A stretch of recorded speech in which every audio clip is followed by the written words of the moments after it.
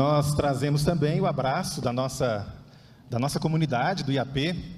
O IAP é um dos colégios mais bonitos do Brasil. Para mim, ele é o mais bonito do Brasil, mas há controvérsias a respeito disso. E você está convidado a verificar em loco se isso é de fato verdade, tá bom? A Vanessa e eu, nós somos professores ali no curso, eu dou aula no curso de teologia e todos os outros. Eu dou aula no curso de pedagogia. Hoje nós vamos falar sobre o papel da mulher aos olhos de Deus, e geralmente quando a gente prega assim em dupla, a gente faz de uma forma mais livre, mas hoje, devido ao tema e ao tempo, nós vamos seguir estritamente o roteiro aqui, tá bom? E para não esquecer nada também, né? Uma coisa extremamente importante, e eu gostaria de chamar você a atenção para a palavra de Deus nesse momento, que você abra aí no livro de Juízes. Abra a sua Bíblia no livro de Juízes. Esse será o norte da nossa apresentação aqui, no capítulo 2. Depois que Josué faleceu, no versículo 10, olha o que houve. Juízes 2:10. Foi também congregada toda aquela congregação a seus pais. E outra geração, após essa geração que morreu, outra geração se levantou, característica, uma geração que não conhecia o Senhor e nem conhecia a obra que o Senhor fizera a Israel. Uma geração que não tinha conhecimento de Deus e nem tinha conhecimento da história de Deus. Então, antes de responder qual é o papel da mulher, qual é o meu papel, né, como mulher cristã, a gente precisa saber papel em que história, qual é o roteiro. Um papel sem uma história, sem um roteiro, sem uma moldura, sem uma narrativa, né, que a narrativa é muito importante, e não tem sentido. Então é aí que eu acredito que está um pouquinho da confusão. Todas as narrativas a respeito da identidade feminina que nos oferecem, né, por aí, precisam ser julgadas à luz da Bíblia. As histórias, essas narrativas, elas têm um papel muito importante nessa construção de identidade feminina. Alasdair MacIntyre, ela diz o seguinte: não conseguimos saber o que fazer antes de saber em qual história estamos inseridos. A narrativa que você está inserida é muito importante. Você precisa conhecer a sua história. Nós temos uma narrativa, uma história completa, com plot twist e final feliz. Então, assim, a gente precisa trabalhar esse enredo, falar sobre ele, e você precisa se identificar dentro deste enredo, dentro desta história. É mais ou menos assim, para ilustrar. Você consegue imaginar um personagem como o Batman, numa história como, quem sabe, os Smurfs? Não faz sentido, né? Ele pode desempenhar bem o papel dele de Batman, mas ele está na história errada. Ele vai ficar confuso. O roteiro não vai fazer o menor sentido. Então, nessa noite, nós queremos trazer à tona, antes de responder qual é o seu papel, mulher, a gente quer que você saiba qual é o enredo, qual é o roteiro. E existem duas propostas sendo feitas hoje. A gente veio aqui trazer uma terceira. Quais são as duas majoritárias? A primeira delas, uma proposta que vem dos movimentos femininos históricos, já foi dito aqui, a partir da segunda onda, teorias de gênero, teorias queer, não vamos repetir. É basicamente uma proposta que nega a autoridade das Escrituras, e a minha esposa tem 3 artigos publicados a respeito disso. Você pode digitar no Google aí, o impacto do cristianismo na primeira onda. Digite Vanessa Meira, feminismo, você vai achar os 3 ou 4 artigos, não me lembro agora. Então, essa primeira proposta, ela tem problemas sérios, porque ela faz as alegações teológicas, a hermenêutica da suspeita, o método histórico crítico de leitura da Bíblia, e as teorias desconstrutivistas do pós-modernismo. São opções que não fazem jus ao nome que nós carregamos, o nome de Jesus e a crença na palavra de Deus. E a segunda proposta vem de setores tradicionalistas, pessoas saudosistas, né? São setores que acreditam que a mulher cristã, ela basicamente tem que ser uma mulher dos bons e velhos tempos, aquela mulher de antigamente, viver como uma mulher do século XIX, da era vitoriana. Isso, a ilustração ali é perfeita. E alguns saudosistas acreditam que a mulher ideal é a mulher medieval, Esse está com mais saudade ainda, né? Que nem viveu. E isso é facilmente perceptível nos desenhos, nas ilustrações que a gente está vendo ali. É uma nostalgia, mas também uma proposta que não é bíblica, né? Ela tem alguns problemas muito sérios teológicos. A gente avaliou vários materiais para fazer essa e outras palestras que nós damos juntos. E, de fato, a proposta que tem sido apresentada como uma proposta de feminilidade bíblica, quando a gente lê, a gente sente falta de uma coisa: Bíblia. É uma proposta de volta histórica. Talvez não tenha nenhum problema com isso, existem valores tradicionais que deveriam ser recuperados, eu concordo, mas o nosso norte, o nosso guia, é a palavra de Deus. Nós não pregamos uma cultura, um tempo, nós pregamos os valores eternos da palavra de Deus. Parafraseando Paulo, né, há um caminho sobremodo excelente, um caminho melhor, que é a palavra de Deus acima de tudo. E quando nós vamos à palavra, então, a gente encontra diversas manifestações de feminilidade. Por exemplo, vou te dar vários exemplos. A pergunta é: existe um jeito de ser mulher de Deus? E a gente foi à Bíblia para ver. E a gente descobriu que não. Existem diversos tipos de feminilidades. Mas você precisa ver com seus próprios olhos. Por exemplo, Raquel, quando foi encontrada lá por Jacó, ele a encontrou trabalhando, pastora de ovelhas. Você tem mulheres que trabalham no campo, como Ruth, ceifeira, trabalha na colheita. Você tem Ruth e Noemi, por exemplo, eram provedoras. Na ausência dos esposos, elas eram viúvas, elas assumiram o papel de provedoras do lar. A viúva de Sarepta também, quando Elias chegou a Sidom, você se lembra como ele encontrou essa mulher? Ela estava trabalhando, catando gravetos, catando lenha. Então aqui já tem uma palavra para você, mulher, que cuida da sua família, sozinha, trabalha para sustentar seus filhos. Você é uma mulher de Deus. Eu não sei por qual motivo você está fazendo isso sozinha. Se você ficou viúva, ou se um homem foi embora, ou se ele se isentou da responsabilidade que é dele. Mas eu só sei que você é uma mulher de Deus. Você é uma mulher cheia do Espírito Santo. E você é uma mulher, sim, de acordo com a Bíblia, se você está voltando na Bíblia e buscando ser essa mulher. A gente encontra outros perfis na Bíblia. Por exemplo, mulheres profetisas como Miriam, Débora, Uda, que está aí na ilustração. A Débora também era uma juíza, né? Ela tinha autoridade civil. Você encontra na Bíblia mulheres com autoridade para governar. Nós nos esquecemos, essa não é um bom exemplo de mulher de Deus, o nome dela é Atalia. Ela deu um golpe de estado e assumiu o trono. E para tirar essa mulher do trono, tiveram que dar outro golpe e matar ela, porque ela não queria sair de jeito nenhum. Mas você tem um exemplo melhor, a rainha de Sabá, era rainha de fato. E além das outras rainhas que não governavam, mas tinham muita autoridade, como Maaca, e infelizmente eu tenho que citar aqui a Jezabel. E mesmo em áreas masculinas, né, como a área militar, você encontra participação ativa e decisiva de mulheres, como Débora.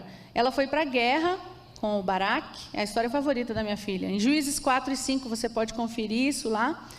E quem decidiu a guerra, quem matou o general Cícera, foi outra mulher. Jael cravou uma estaca na cabeça de Cícera. Eu fico imaginando, Vanessa, imagina que vamos escrever um livro sobre feminilidade bíblica e vamos usar essa ilustração na capa. Feminilidade bíblica. Chocante. Que isso, pastor? Aí está errado, né? Eu tirei de onde essa história, meu irmão? Não foi do jornal, foi da Bíblia. E essa mulher na Bíblia, de acordo com essa história, naquela situação, ela faz a vontade de Deus. Já tem mulher aí pensando: eu queria essa unção da Jael. Cadê minha marreta? Cadê o prego aqui? Não, calma. Para aquela circunstância, ela foi a mulher para o momento certo. Mas veja, é um perfil completamente diferente, não? Eu imagino, cadê o pastor Gilson? Imagina o Ministério da Mulher. Vamos eleger Jael, liderar o Ministério da Mulher da igreja. Ou a chefe das diaconisas, né? A coisa ia funcionar direitinho, né? Vamos lá. Você conhece a história da mulher sábia de Abel Bet-Maca? Ela negociou com Joabe. Essa história é pouco conhecida.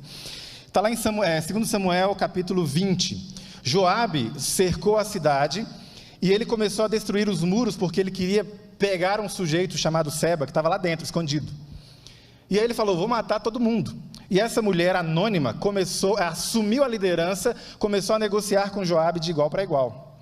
E aí ela faz a proposta: ok, você não precisa matar ninguém além do cara que você quer. Então a gente vai fazer o seguinte: a gente vai jogar a cabeça dele por cima do muro para você e você nos deixa em paz. E o Joabe falou: ok, é um bom negócio. E aí ela fez isso, Joabe deixou a cidade em paz e essa mulher livrou uma cidade inteira. E onde estavam os homens nessa história? E por outro lado, você tem a Abigail, a esposa de Nabal. Davi queria matar o esposo dela.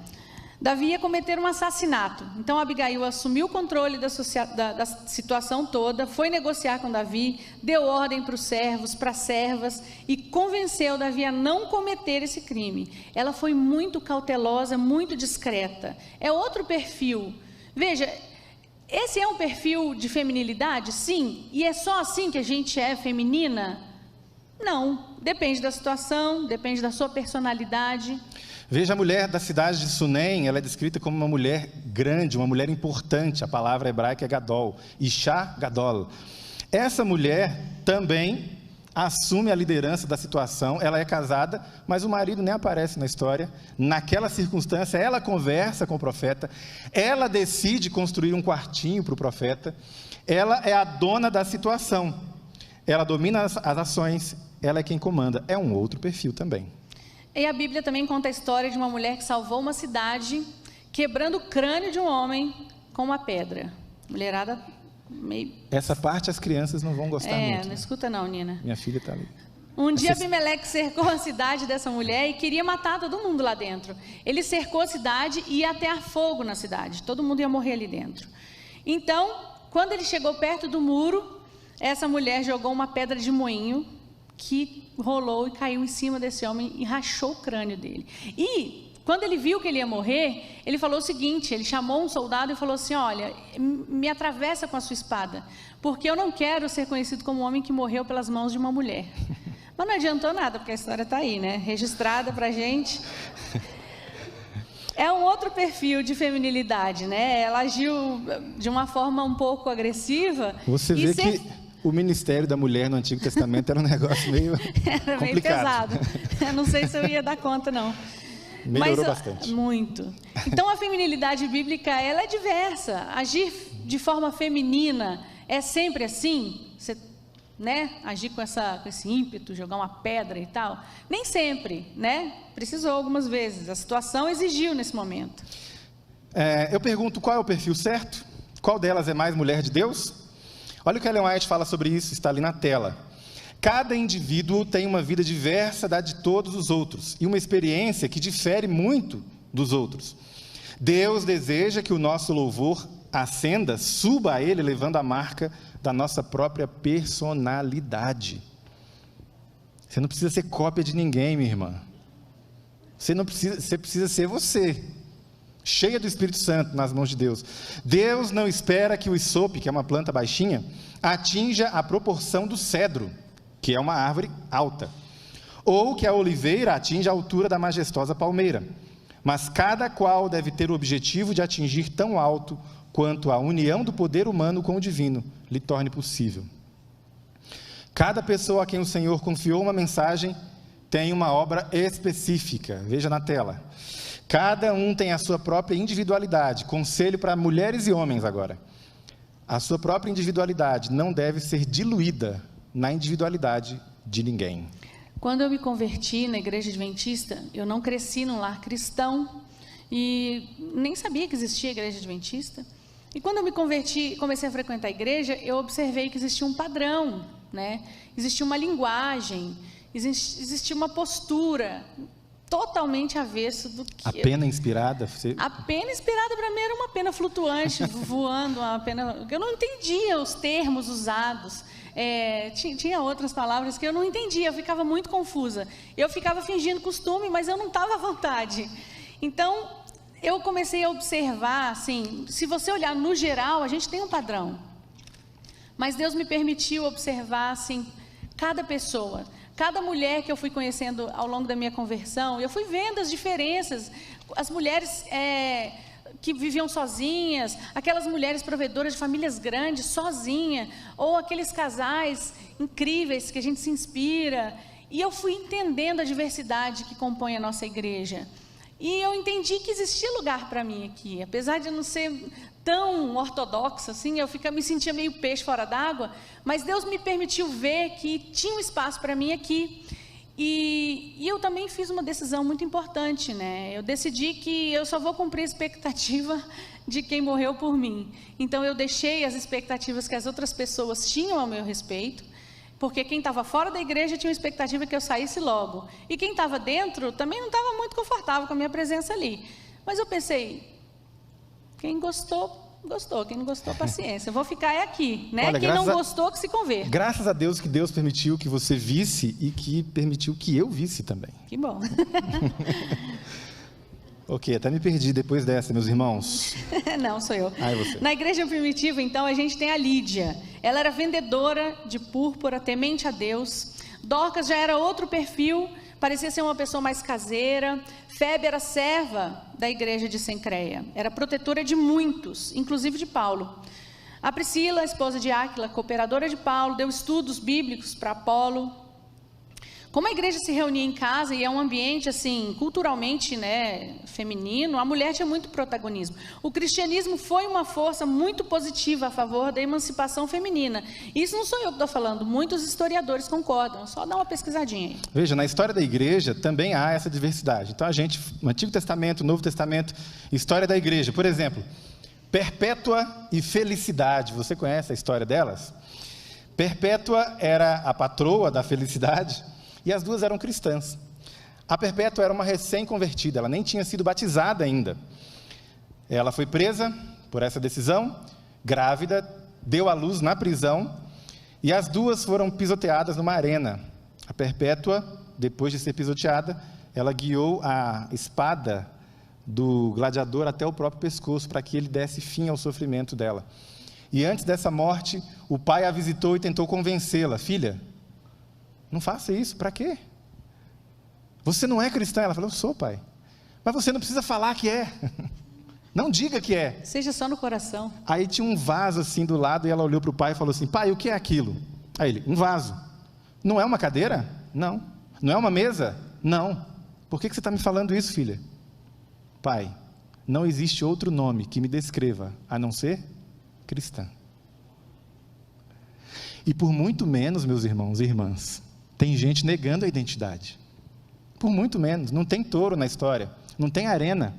Não tem gladiador. É um semestre de antropologia, já é suficiente. É um semestre de, quem sabe, epistemologia, filosofia. Nós precisamos de mais perpétuas e mais felicidades. Tem também a Felicitas de Roma. Isso. Ela assistiu seus 7 filhos serem martirizados. Os 7 filhos dela, um por um, foram martirizados e mortos. E não se retrataram, não negaram a fé. E no final das contas, ela mesma passou por esse suplício e também foi morta. Cecília é outra. Antes de ser decapitada por um carrasco romano, ela levou 400 pessoas aos pés de Jesus. Amém. Jerônimo, um dos grandes teólogos da história do cristianismo, nós temos 2 Jerônimos, o Jerônimo de Praga é aquele que foi martirizado, esse é o anterior. Ele foi um dos grandes teólogos, ele tinha discípulas, a mais famosa era a Marcela, que está aí. Marcela era uma erudita, ela estudou teologia por conta própria, ela falava latim e grego e lia em hebraico, e além da Marcela tinha a Eustóquia, outra discípula de Jerônimo. Os comentários de Jerônimo são usados até hoje nos seminários de teologia. E a contribuição desconhecida dessas mulheres precisa sair debaixo do tapete. Nós devemos muita coisa da teologia a essas mulheres eruditas. Na Idade Média, Marguerite Poretti, essa daí, ela escreveu um livro chamado O Espelho das Almas Simples e Aniquiladas. E por isso ela foi muito perseguida, duramente criticada, ameaçada. E como ela se recusou a se retratar, ela foi condenada à fogueira. A sua história como mulher de Deus passa pela história da Reforma Protestante. Você conhece os anabatistas? A Reforma Protestante, olha aqui para mim, tem duas vertentes principais. Nós temos a vertente mais conhecida, a vertente magisterial da Reforma. Os reformadores magisteriais, Lutero, Calvino, Zwinglio, John Knox. Eles são chamados de reformadores magisteriais porque eles se apoiaram nos príncipes, naquelas pessoas nobres que tinham alguma influência, algum poder. Mas tem uma vertente que está no nosso DNA adventista que é menos conhecida. É a reforma radical. São os anabatistas. Eles acreditavam apenas no batismo do crente, não da criança. Então, eles praticavam o que a gente chama de rebatismo. Os anabatistas, eles defendiam um conceito de sola escritura muito mais radical do que Lutero, Calvino e Zwinglio. E nós, adventistas, temos muito da herança desse movimento. Essa imagem que vocês estão vendo é a execução da Maiken Vince. Ela foi condenada à fogueira, foi presa com outras mulheres, escreveu uma carta para o seu filho Adrien, e ela escreveu o seguinte, o filho dela tinha só 15 anos, meu caro filho, não tenha medo deste sofrimento, o Senhor afastará todo medo, eu não sei porquê, mas senti muita alegria quando fui sentenciada, portanto meu filho, não deixe de temer a Deus por causa dessa morte temporal, não tenho como agradecer totalmente ao meu Deus pela grande graça que Ele tem revelado a mim. O Adrien foi assistir a sua mãe ser executada, e como os anabatistas transformavam aquele momento de execução em pregação, eles parafusaram a língua da Maiken Vince no céu da boca, para que ela não pregasse no momento da execução.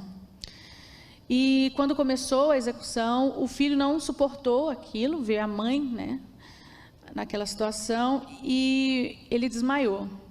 Quando ele conseguiu se recuperar, a execução já tinha acontecido, uma fogueira, né? Então já tinha queimado tudo bastante. E ele prometeu ali mesmo que ele jamais seria impedido de pregar. E o que aconteceu? Ele começou a procurar os restos da sua mãe ali naquela fogueira e ele encontrou o prego que segurou a língua da sua mãe. E foi ali esse prego. Não esse, né, gente? Parafuso. É parafuso. Gente, parafuso e prego para mim é a mesma coisa. Ele pegou esse parafuso e guardou esse parafuso. Ele levava para onde ele ia. E toda vez que ele se sentia assim acuado, não vou pregar, não vou falar de Jesus, eu corro risco de morrer aqui. Ele pegava esse parafuso e falava, não, eu vou falar no lugar da minha mãe. Só um parêntese, Vanessinha. Eu vejo alguns adolescentes e jovens, especialmente as meninas, compartilhando um meme muito famoso. É assim, nós somos as netas das bruxas que vocês queimaram, ou não conseguiram queimar. Sim. Eu vou olhar para uma câmera, para aquela ali. Você, querida jovem adventista, você não é neta de bruxa nenhuma. Eu aposto que a sua avó é adventista. Sua avó é diaconisa da igreja, menina. Ou, no máximo, a sua avó é católica. E, historicamente falando, você tem uma multidão que foi queimada, literalmente, que faz parte da sua família de fé. Elas não eram bruxas. Você não precisa ficar prestando homenagens às bruxas que foram queimadas historicamente. Você tem gente com mais dignidade, que morreu pelo motivo melhor. Preste homenagem a elas. Nós somos as netas das anabatistas que vocês não conseguiram queimar. Nós temos aí um outro exemplo histórico, a Catarina Zell. Ela foi uma protestante intelectual, uma estudiosa também. Na biografia dela está escrito que ela conviveu com os eruditos da época, ela conversava de igual para igual com eles, mas não sobre dança, baile de máscaras ou os prazeres mundanos. Ela gostava de conversar sobre o reino de Deus. Visitava pessoas durante a peste, nenhum pastor queria visitar durante a peste, ela ia lá. Vários enterros ela fez, porque os pastores estavam com medo da contaminação, eles não iam. E ela falou, eu vou. Mas você pode ser contaminada, pode morrer. Ela falou, morrer para mim é lucro. Se era lucro para Paulo, não tem medo não. E ela foi. E aí um bispo da cidade, vendo isso, falou assim, mulher, volte a fiar, volta para a costura. Esse tipo de argumento é bem mais antigo do que você imagina. Volte a fiar? Não. Ela passava a mão na escritura, na Bíblia, e ia visitar as pessoas, visitava as prisões, especialmente os condenados à morte. Talvez o papel da mulher cristã seja usar a sua influência na sociedade, como Margarida de Navarra. Ela foi protetora de Calvino. Ela abrigou Calvino, defendeu quando ele era perseguido na França e quando ele teve que fugir de lá. É por isso que Calvino dedica a ela as Institutas. Um detalhe aqui, mulher trabalha. A Margarida de Navarra, ela usou o dinheiro dela para proteger Calvino. Então, mulher tem que ganhar dinheiro. Cultivar o jardim, no capítulo 2, foi uma ordem dada para Adão, certo? Todo mundo gosta de destacar isso. Agora eu vou me levantar em defesa dos homens. Todo mundo destaca, olha lá, cultivar o jardim foi a ordem dada a Adão. Mas no capítulo 1, a ordem de frutificar, multiplicar, encher a terra e sujeitar a terra, trabalhar na terra, cultivar a terra, essa ordem foi dada aos dois. Amém? Mas tem uma interpretação interessante, que eu gosto muito de... Não, calma. Só tem um crente aqui, obrigado. Deixa eu fazer só um meu parêntese agora. Não. Então, tem uma interpretação que eu acho bonita, poética, e de repente, o homem veio da terra para cuidar da terra, e a mulher veio do homem para cuidar das pessoas. Então, eu acredito que você precisa entender qual é a sua função. Gostei demais. Gostei muito da sua explicação. Eu também. Vamos lá, olha só o que Ellen White... Essa sujeirinha na camisa aí é barro, pessoal. Tem que o que Ellen White fala sobre essa questão do trabalho? Vamos lá, acompanha lá na tela. Tanto rapazes como moças devem obter conhecimento dos deveres domésticos, certo? Homem e mulher. Aí ela fala para os rapazes: fazer a cama, arranjar o quarto, lavar a louça, preparar comida, lavar e consertar a própria roupa, costurar, né? São conhecimentos, rapazes, que não tornarão você um rapaz menos varonil.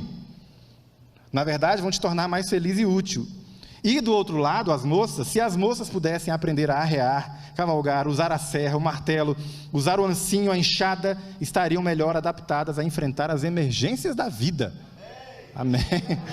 Agora vamos trazer para os nossos dias aí. Aí está falando de arrear cavalo. Onde é que a gente vai ver isso, né? Só lá no IAP tem o pessoal do Yuri lá. Mas o que significaria isso hoje, irmãs? Carteira, tirar carteira. Tirar carteira de motorista. Sim. Aqui fala carta, eu acho. Ah, é carta de motorista, né? É. Trocar o gás, né?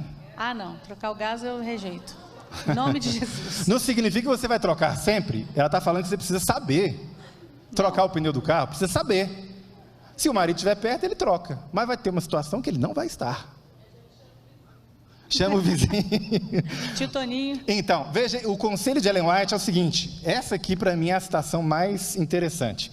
Muitos que consideram necessário que o filho, homem, seja habilitado a ganhar o dinheiro dele, essas pessoas parecem considerar de pouca importância a filha, a menina, estar ou não preparada para ser independente e manter-se a si mesma. Em geral, as meninas aprendem pouco na escola, algo que poderia ser um ensinamento prático para ela ganhar o pão de cada dia. Olha, Ellen White, século XIX, no protofeminismo. Antes a primeira onda estava surgindo, aliás, surgiu em 1848, oficialmente, numa igreja metodista, Convenção de Seneca Falls. E Ellen White está sendo vanguarda aqui. Uma mulher que tenha sido ensinada a cuidar de si mesma está sendo capacitada também a cuidar de outros. Ela jamais será um traste ou um peso morto na família ou na sociedade. Ellen White é demais, né, gente? Vamos combinar? A gente lê Ellen White como se fosse uma velhinha assim, ó, te apontando, você também está fazendo isso errado. Não é assim, ela é excelente. Ela diz também, num texto que eu não coloquei aqui, na tela, mas está aqui, que a jovem deve se tornar uma mulher tão perfeita quanto possível, de modo que a sua vida seja útil e ela aprenda uma profissão que lhe permita obter emprego e se tornar independente. A mulher virtuosa... Você não precisa aderir a movimento nenhum, basta abrir lá o Lar Adventista e ler com atenção. Então, a mulher virtuosa de Provérbios 31 é uma mulher trabalhadora, empreendedora, ganha seu dinheiro, ao mesmo tempo cuida da casa, cuida do marido, divide um pouquinho, lava uma louça ali, outra aqui. Se você tem uma filha e tem temor a Deus, temor à palavra, não limite as possibilidades da sua menina. Permita que ela seja virtuosa e desenvolva todo o seu potencial para Deus. Falamos isso hoje bastante. A gente tem que conhecer os filhos da gente. Para conhecer o filho, você tem que passar tempo. Senão você vai criar ele como um Playmobil. que só muda o cabelinho, muda a roupinha. Passa tempo com seu filho, conheça ele. Voltando à nossa história, ainda na Reforma Radical você tem os Quakers. Se você, irmã, que está ouvindo, está assistindo, acompanhando, ou que está aqui, se você se sente alguém ligado ao movimento feminista, ou pretende ser, eu recomendo que você conheça a história antes de tomar essa decisão. Especialmente os Quakers. O movimento Quaker é um movimento interessantíssimo. Não haveria a primeira onda dos movimentos femininos se não fossem os Quakers.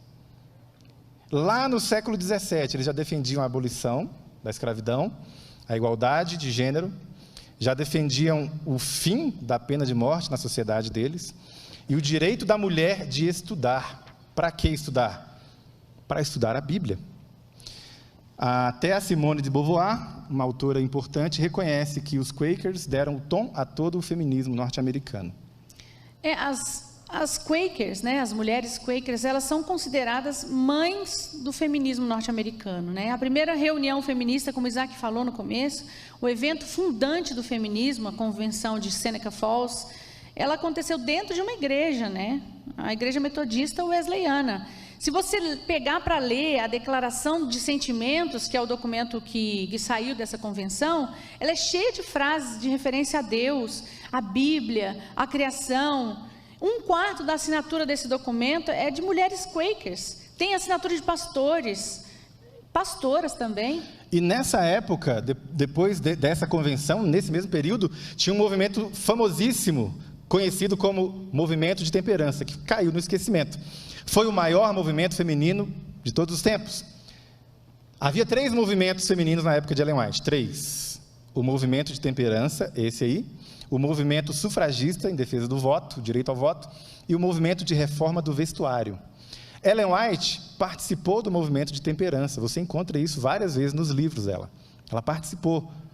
E apoiou, pediu que os adventistas apoiassem. O movimento sufragista, ela foi indiferente. E o movimento de reforma do vestuário, ela foi contra. Ou seja, Ellen White é um exemplo de mulher com pensamento independente. Eu não vou comprar um pacote completo. Qual que é a pauta aqui? Temperança, apoio. Qual que é a pauta aqui? Voto. Não ligo para isso. Qual que é a pauta aqui? Reforma do vestuário. Eu até ligo para isso, mas eu não vou participar disso. E aí, o que a Ellen White faz? Ela propõe um outro movimento alternativo e você encontra as orientações dela a respeito disso nos seus livros. Pesquise sobre o WCTU. Pesquise. Ellen White, WCTU, você vai ter mais informações sobre isso. Então havia diversidade, né? A líder do movimento de temperança, ela chamava Frances Willard. Ela também era abolicionista, era sufragista, era uma mulher cristã e trabalhou na equipe de evangelismo do Dwight Moody. Ela era super intelectual, culta, excelente oradora. Ela foi a primeira mulher a ter uma estátua lá no Capitólio. Esse é outro perfil. Agora compare com esse perfil, compare a Frances Willard com esse perfil, Carrie Nation. Havia a violência familiar, então as mulheres pensaram assim, qual é o problema? Os homens falaram, não, eu não bato em você, eu só bato em você quando eu estou bêbado, o problema é o álcool. Ah, é o álcool? Então vamos acabar com o álcool. E ela pegava o seu machado e Carrie Nation invadia os bares, cantando o hino e quebrando tudo. Olha o perfil, né? Glória, glória, aleluia, e quebra tudo. E os bêbados saindo correndo. Ela ganhou uma fama tão grande que só o anúncio de que ela ia chegar na cidade, os donos de bar já fechavam tudo, só reabria quando ela fosse embora. Carrie Nation, pesquise sobre ela. Qual que é o perfil da mulher de Deus? Eu não sei, irmão. Eu não sei. Eu estou te apresentando aqui qual é o roteiro. Esse é o roteiro. Essa é a história. É dentro dessa história que você vai achar o papel. Então você precisa conhecer a sua história, conhecer a história da sua igreja. É isso que vai te dar identidade. É isso que vai te dar sentido no papel de mulher cristã. É comum você ouvir os jovens evangélicos por aí dizendo que a igreja matou milhões de mulheres. Mas que igreja? Que igreja você é? Você é da igreja adventista. Você é protestante, herdeiro da reforma radical. Você não matou ninguém, não. Você foi morto, muito pelo contrário. Então, quando o jovem fala uma coisa assim, é sinal de que ele não conhece a história e ele está só repetindo um discurso que falaram para ele. Uma vez um aluno de teologia me falou: nós precisamos pedir desculpa, perdão, historicamente, pastor. Aí eu, do quê? Ele falou assim: porque nós queimamos muitas pessoas. Aí eu falei: nós quem? Eu não queimei ninguém. Não, nós, eu digo nós os cristãos. Eu falei: meu irmão, tu já ouviu falar em Inquisição? Quem é que morria na Inquisição, meu amigo? Você faz parte do grupo que matava ou do grupo que morria? Qual é a tua herança? Aí ele meio confuso: eu acho que eu sou o herdeiro dos que morriam, né? Pois é. Então você não tem que pedir perdão de nada. Você não tem que ter vergonha da herança que você recebeu. Você tem que ter orgulho. Valdenses, huguenotes, luteritas, anabatistas. Você está do lado desses, não do lado do tribunal, tá certo? Uma pergunta que a gente sempre responde de uma forma automática é: por que que Deus criou a mulher? Eu quero que você vá à Bíblia agora. Por que que Deus criou a mulher? A gente vai lá em Romanos 11. Abra comigo em Romanos 11, no versículo 36. A resposta que a gente dá rapidamente é: Deus criou a mulher para o homem. Isso está certo, está escrito lá, né? Far-lhe-ei, ou seja, farei para ele uma auxiliadora idônea. Ok, isso está certo. Mas antes de fazer a mulher para o homem, tem uma verdade anterior. Romanos 11, 36. Porque dele, por ele e para ele são todas as coisas. A ele, pois, a glória eternamente. Amém. Esse todas as coisas inclui as mulheres. As mulheres foram criadas, a mulher foi criada como auxiliadora idônea. Auxiliadora, a palavra Ézer, é usada para descrever Deus. Veja na tela. Várias vezes no Antigo Testamento. Deus é o Ézer, o auxiliador da humanidade. E Deus não é inferior à humanidade. Pelo contrário, só pode auxiliar quem tem, como a gente fala no interior de Minas, bala na agulha. Você não procura ajuda de quem não pode te ajudar. Então a mulher é Ézer do homem, assim como Deus é o Ézer da humanidade. É como eu ensinando a Nina a fazer a tarefa. A minha filha tem 9 anos. E a gente está nesse suplício de aula à distância aí, e todo dia tem que sentar no final de tarde e fazer a tarefa. Eu estou sendo auxiliadora da minha filha. Isso não quer dizer que eu sou inferior a ela. É porque eu tenho um conhecimento, é porque eu tenho possibilidade de ajudá-la que eu vou ajudar. São muitas histórias, meus amigos, a gente não tem como contar todas elas. Nós já vamos para o final, que o nosso tempo está se esgotando. Então, eu quero dizer para você, deixa eu pular tudo isso aqui, que você é homem e você mulher, você precisa conhecer o roteiro. Qual é o meu papel no mundo, na história? Antes de saber isso, você precisa descobrir e ser fiel ao roteiro. Nós temos um roteiro, não é a história do patriarcado, não é a história de, talvez, luta de classes, não é qualquer outra moldura sugerida. Nós temos uma moldura, um roteiro, a história da salvação, o grande conflito cósmico entre Deus e Satanás. É dentro dessa história que o seu papel vai fazer sentido. Concorda comigo? Se você descobre o seu papel, mas está inserida ou inserido numa outra história, você vai ser o Batman na terra dos Smurfs. Não tem nada a ver. Vai ficar confuso. E aí você será forçada ou forçado a fazer sínteses entre esses pensamentos. Nós queríamos contar a história de Susan Wesley. O marido pregador, acho que dá tempo de contar só essa. O marido pregador, Samuel, ele teve que se ausentar 3 meses de casa. Tinha 30 pessoas na igrejinha deles. Ela viu a igreja sem pregador e falou: eu prego.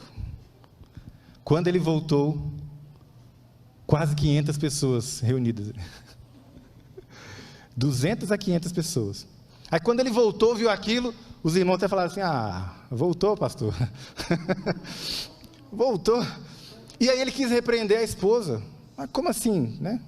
E ela respondeu para ele da seguinte forma: essas almas são um talento entregue a mim pelo Senhor, não por você. Se eu for infiel a Ele, como é que eu vou responder a Ele quando Ele me exigir contas?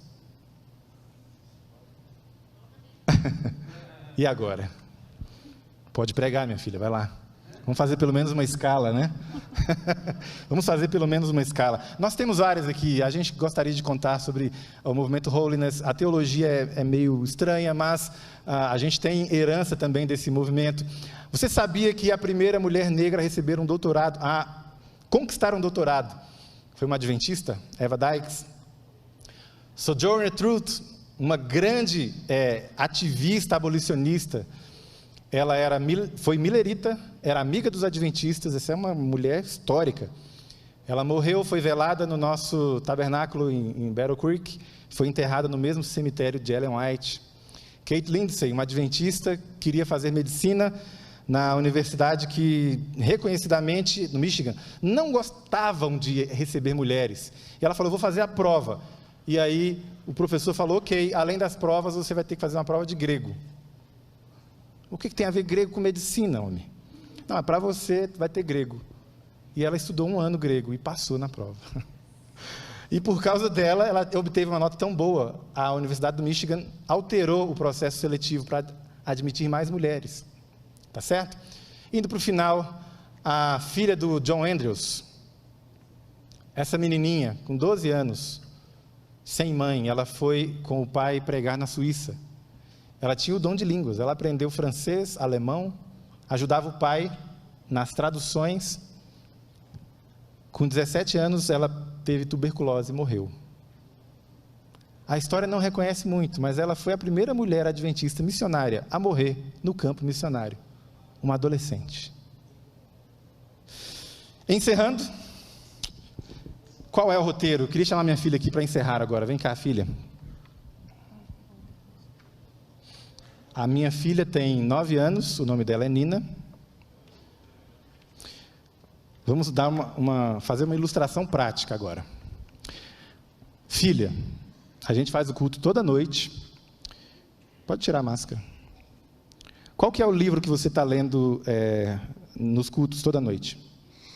Depois da Bíblia, a gente lê O Peregrino. Quem escreveu O Peregrino? John Bunyan.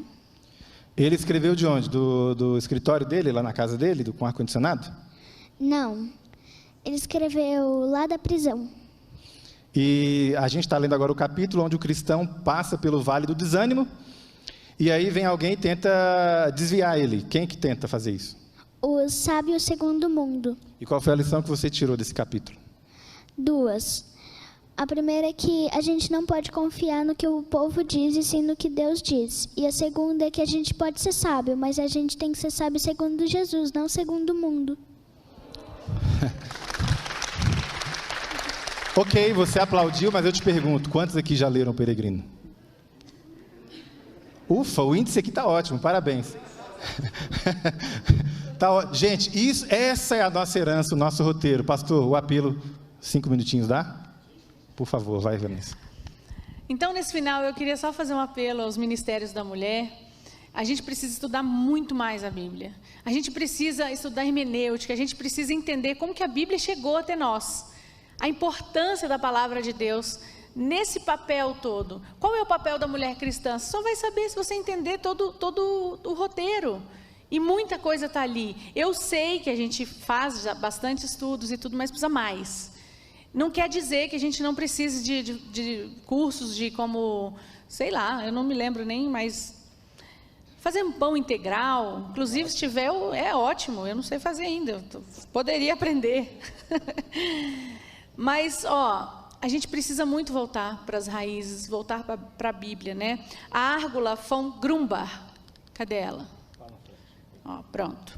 Ela foi protestante, defensora de Lutero, e ela escreveu o seguinte: homens e mulheres são chamados a confessar a Cristo.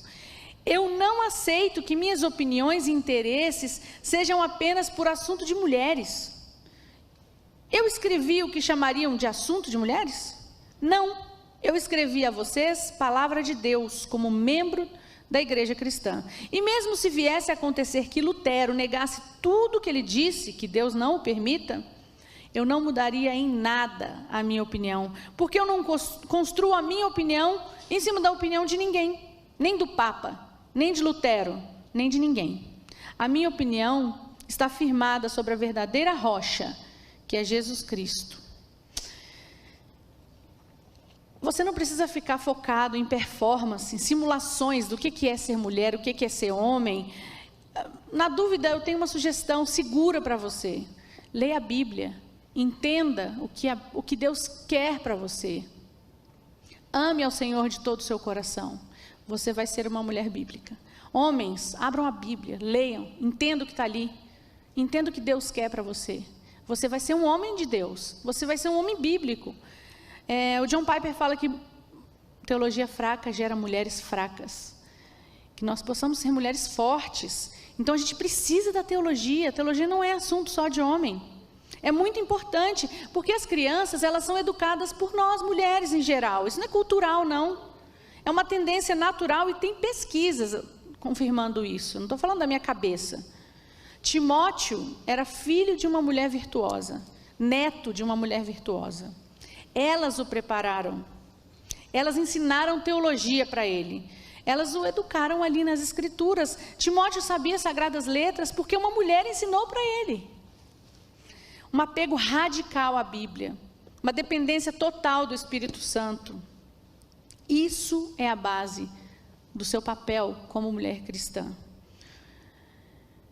Elizabeth Elliot, essa é outra citação que eu vou trazer para vocês. O fato de eu ser mulher não me faz um tipo diferente de cristã, mas o fato de ser cristã faz de mim um tipo diferente de mulher. Vanessa, abracei o conceito de Deus a meu respeito. É as expectativas dele que eu estou tentando cumprir. Dentro dessa história, eu vou ser tudo que ele quiser que eu seja. Eu deixei de cumprir as expectativas que a sociedade tem ao meu respeito. A nossa última instância é a palavra de Deus, não é Gerda Lerner, não é a Simone de Beauvoir, não é Lacan, Foucault, Marx, sei lá o que você anda lendo, Judith Butler. A serpente vai continuar falando no seu jardim. Se você for displicente, se você tratar disso superficialmente, o resultado é queda. Por fim, um apelo às jovens, especialmente jovens estudantes. Não seja eco do discurso secular. Não se preste a ser um megafone, repetindo ideias de outros movimentos. Não fique papagaiando discurso que nem é seu. Em nome de Cristo, eu te imploro. Volte para as suas raízes, entenda a sua história. No seu DNA, não tem espaço para ficar repetindo discurso que não é seu. Essa é a nossa herança como mulheres protestantes. Nós somos herdeiras da reforma radical. A Marie Durand, eu não sei se tem a foto dela aí, eu vou contar a história dela bem rapidinho. Quando você tira o homem do centro e coloca a mulher, é antropocentrismo, é idolatria igual, pessoal. É rebelião igual. O nosso empoderamento vem de Cristo. E a Marie Durand é um exemplo muito interessante. A família dela é Huguenot. Eles eram protestantes franceses. Essa história me dá um nó na garganta porque é muito especial. A família dela, toda cristã, e o irmão dela, eu esqueci o nome dele, mas ele era um pregador muito famoso. Ele falava muito bem e ele arrastava as multidões. E ele foi morto por causa disso. O seu pai também foi preso. E a Marie Durand foi presa com 17 anos. 17 anos ela estava na Torre de Constance, aquela torre que está ali. E ela ficou presa ali e todos os dias, perguntavam para ela: Marie, você renega a sua fé? Se você falar assim, eu renego a minha fé, você pode ir embora. Todos os dias. Ela pegou uma agulha de crochê que ela tinha ali e escreveu resistir no poço, na cisterna ali que ela estava presa. Ela escreveu resistir. E diariamente ela lia aquela palavra, resistir. E ela resistiu 38 anos. 38 anos presa. Ela entrou uma menina de 17 anos e saiu uma senhora. E depois que ela saiu, ela viveu só 8 anos. Ela passou a vida presa. Meninas, você consegue resistir a esse namorico de 6 meses? Você consegue resistir um namoro de 1 ano? Você consegue resistir a 4 anos de faculdade tranquilamente. Resistir. Que essa palavra esteja gravada no seu coração hoje. Que você consiga resistir aos apelos do inimigo. Que você consiga resistir a toda tentação de ficar repetindo o discurso que você não faz a menor ideia de onde veio. Ser uma mulher de Deus é saber que nele vivemos, nele nos movemos, nele existimos, que nós somos a geração dele. Tudo que existe foi feito por ele. Sem ele nada do que foi feito se fez, nem mulher, nem homem, nada. Eu vim dele, eu vou viver para ele, e um dia eu estarei com ele. Porque dele, por ele e para ele são todas as coisas. A ele toda a glória, para sempre. Amém.